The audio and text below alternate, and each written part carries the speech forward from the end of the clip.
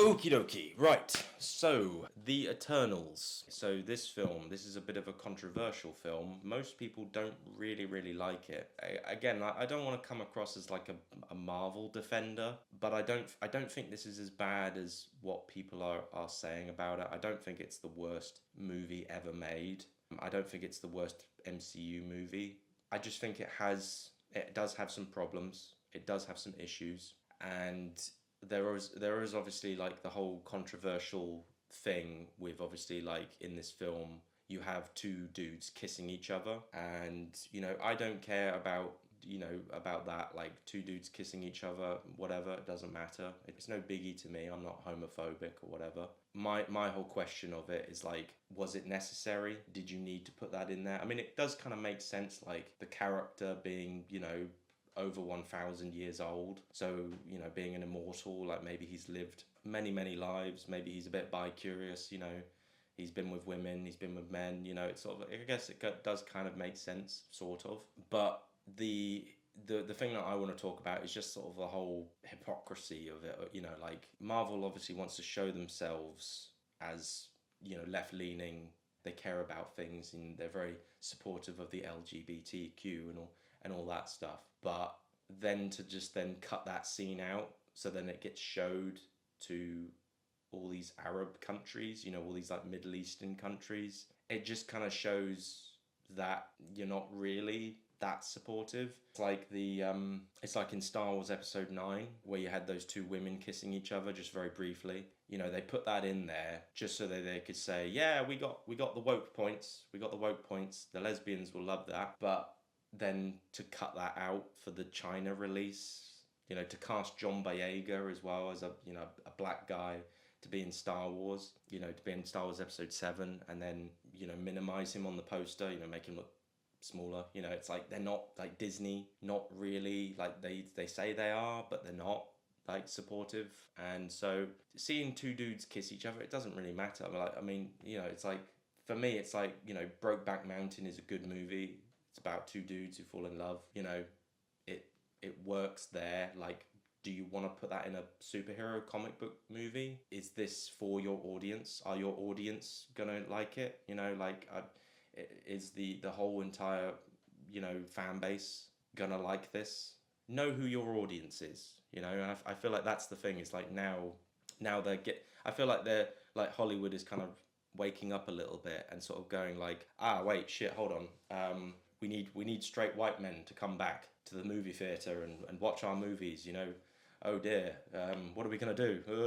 We're gonna have to make movies for them, because they're a big demographic that spends money to watch movies. So Anyway, I seem to be talking a lot about the controversialness about this, and I've wasted a lot of time talking about that. Either way, I'm just saying, like, I'm neither here nor there on it. I'm just sort of saying, like, was it necessary? And the answer to that question is no. And if you're gonna do it, then at least be fully behind it. But anyway, let's talk about the film as a whole. I don't hate this film. I just think it's a bit odd, and it's interesting, and they do kind of break formula a little bit, and it is interesting to see like all these characters who they've lived through the years. They're all these immortal characters.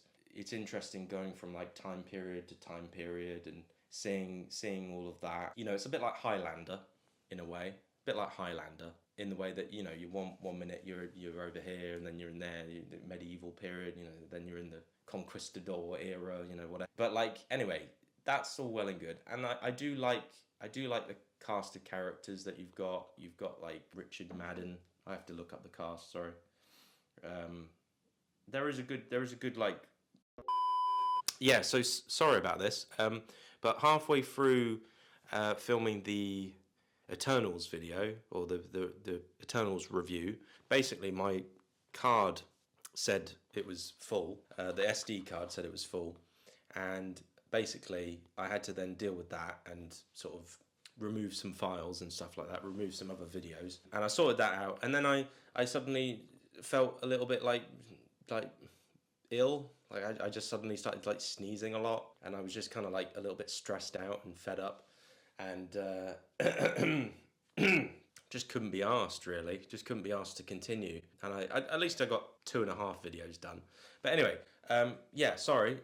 Sorry that this video is weird, because it's like a minute ago I was wearing a checkered shirt, and now I'm not. Now I'm wearing a black jumper, black hoodie. So yeah. Anyway, I'll just continue or finish up, because I've talked about all the controversialness, you know, with the gay kiss and everything like that. And I wasn't feeling ill because of the gay kiss, right? Just before you people say, "Oh, you and you're homophobic."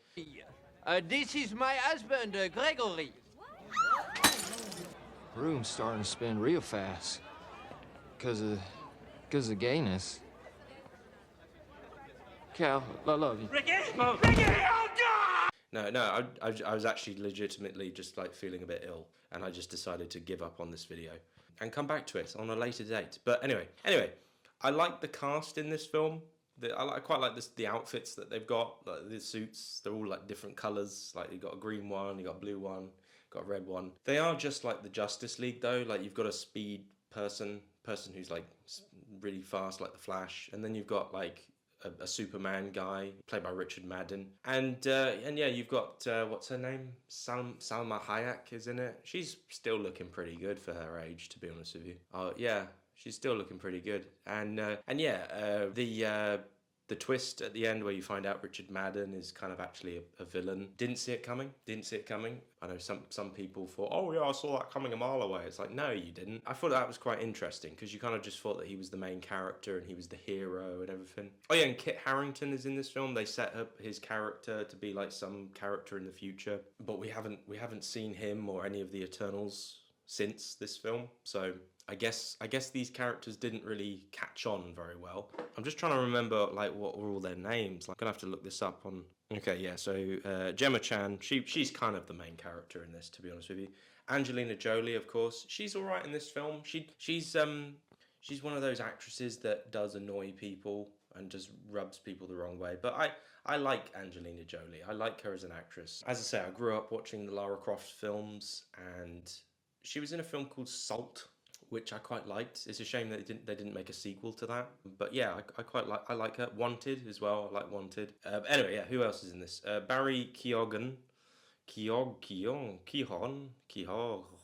That guy. Anyway, yeah, he's an Irish actor, and he's a great actor. He was in Saltburn and the Banshees of Inisherin, and he's a very good actor. And then you got Kamali Kamal Nanjiani. He's funny. He's a funny guy. And there was obviously a little bit of controversialness about him. You know, did he take steroids? And then, yeah, Brian Tree Henry, he's the guy who plays, he kisses a man in this film. And yeah, he's a good actor. He was in Bullet Train. I like him.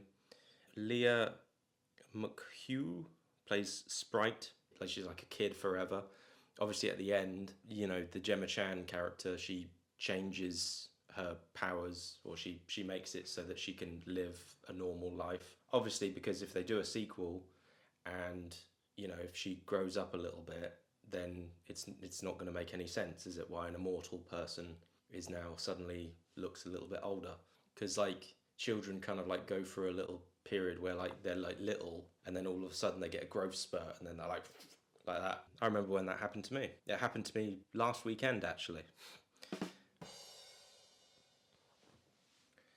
Seriously, okay, and yeah, oh yeah, Harry Styles makes a cameo in this film, which I don't know if that will go anywhere. Let's hope not. And, apparently Bill Skarsgård was in it. I didn't realise that.